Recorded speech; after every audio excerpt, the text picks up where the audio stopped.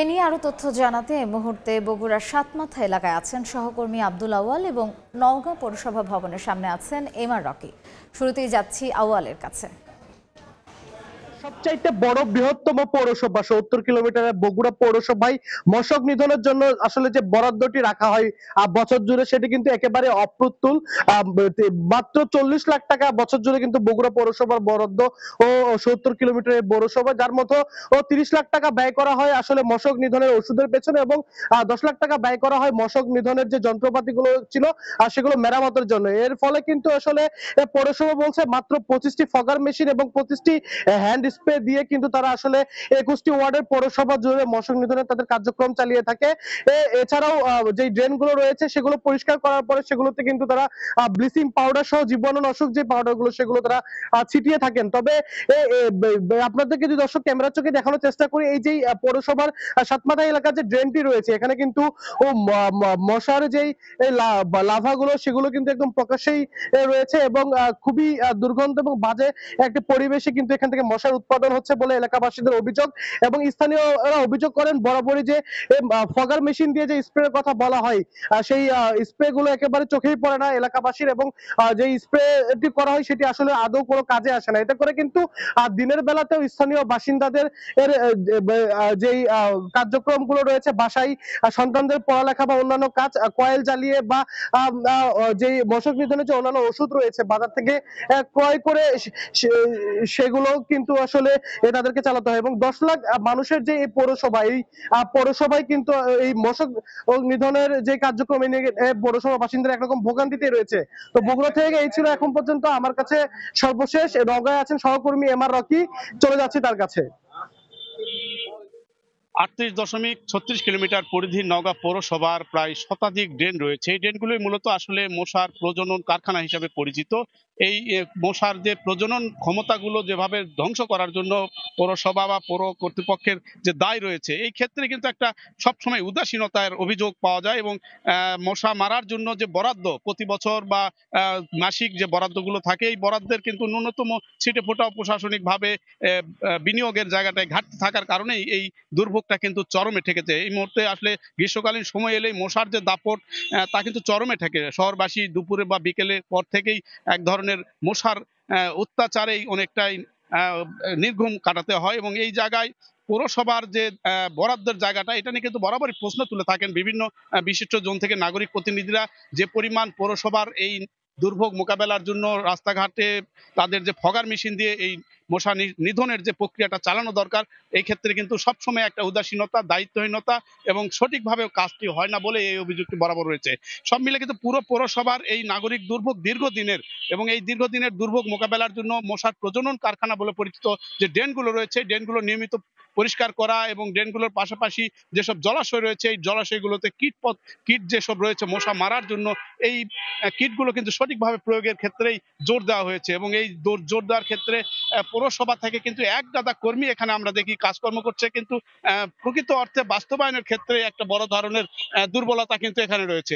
এই দুর্বলতাকে কাটিয়ে ওঠার জন্য বিশিষ্টজনরা সবসময় দাবি করছেন যে পৌরসভার যে বাৎসরিক ব্যয় বরাদ্দ হয় প্রায় ৩০ লক্ষ টাকার উপরে তারা ব্যয় করে থাকেন, এই ব্যয়টি যেন সঠিকভাবে এই মশা নিধনের ক্ষেত্রে প্রয়োগ করা হয় এবং সঠিকভাবে এই মশা নিধনের মাধ্যমে যেন পৌরবাসী একটা স্বস্তি পায় সেই কথাটা কিন্তু দাবি হিসাবে উঠে আসছে।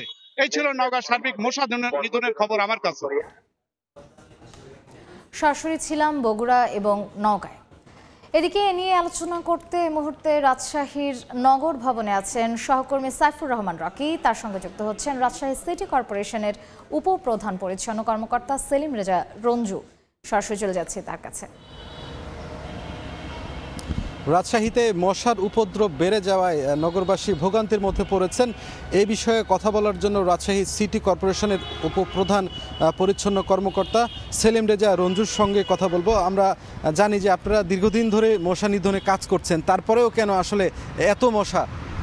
আচ্ছা, ধন্যবাদ আপনাকে। আপনারা নিশ্চয়ই জানেন যে মশার এখন প্রজননের সময়, অর্থাৎ এই সময়টাতে মশা প্রাকৃতিকভাবে এমনি বেশি বৃদ্ধি পায়, এটা আমরা সকলে জানি।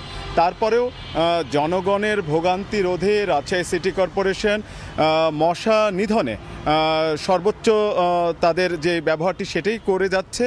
আমরা আমাদের 30টি ওয়ার্ড রাজশাহী সিটি কর্পোরেশনে, এই 30টি ওয়ার্ডে আমরা চলমান যে কার্যক্রম সেটি আমাদের রয়েছে। প্রত্যেক দিন আমাদের একদল দক্ষ কর্মী তারা 30টি ওয়ার্ডে তারা মশা নিধনে কার্যকর ভূমিকা পালন করে যাচ্ছে। এছাড়াও আমরা কাদা উত্তোলন, প্রতিটা সেকেন্ডারি প্রাইমারি যে ড্রেনগুলো রয়েছে এটা কাদা উত্তোলনের কার্যক্রম আমরা হাতে নিয়েছি আগাম বৃষ্টি এবং মশার যে প্রজনন মৌসুম এটাকে সামনে রেখে, যেন জনগণের ভোগান্তিটা কিছুটা কম হয়। এছাড়াও আমরা ফোগার স্প্রে শুরু করেছি 30টা ওয়ার্ডে, যেটা গতকালকে থেকে শুরু হয়েছে। ড্রেনগুলো পরিষ্কারের জন্য আমরা যথাযথ ব্যবস্থা গ্রহণ করেছি। আপনি নিশ্চয়ই জানেন যে আমাদের জনগণের সহায়তায় কিন্তু রাজশাহী সিটি কর্পোরেশন পরিষ্কার পরিচ্ছন্নতায় দেশ এবং দেশের বাইরে একটি সুনাম অর্জন করেছে। সেই সুনামটি অক্ষুণ্ণ রাখার জন্য, সেই সুনামটি ধরে রাখার জন্য জনগণের সহযোগিতার পাশাপাশি আমরা রাজশাহী সিটি কর্পোরেশন বিভিন্ন লার্ভিসাইড, অ্যাডাল্টিসাইড এই দুটো ওষুধ মশা নিধনের জন্য এটা প্রয়োগ করে যাচ্ছে এবং ড্রেনগুলো ঝোপঝাড় সব পরিষ্কার করছে। কিন্তু যেহেতু মশার প্রজনন মৌসুম এখন, সেহেতু মশা স্বাভাবিক সময়ের চেয়ে এখন একটু বেশি মনে হচ্ছে। তবে বছরে আমরা যেমনটি জানি যে বছরে রাজশাহী সিটি কর্পোরেশন 1.5 কোটি টাকারও বেশি লার্ভিসাইড এবং অ্যাডাল্টিসাইড ওষুধ কিনছে, এরপরেও কেন মশা নিধন করা যাচ্ছে না, কমছে না?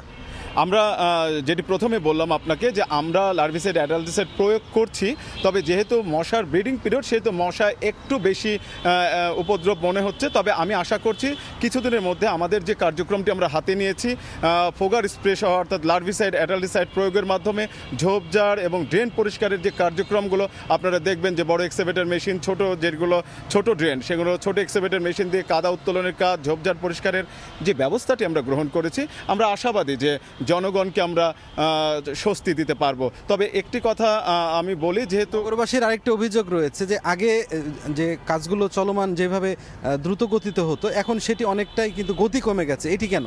আচ্ছা, আমরা মনে করি যে ফগার যেটা আমরা স্প্রে করি এটাতে কিন্তু মশা নিধন সম্ভব না।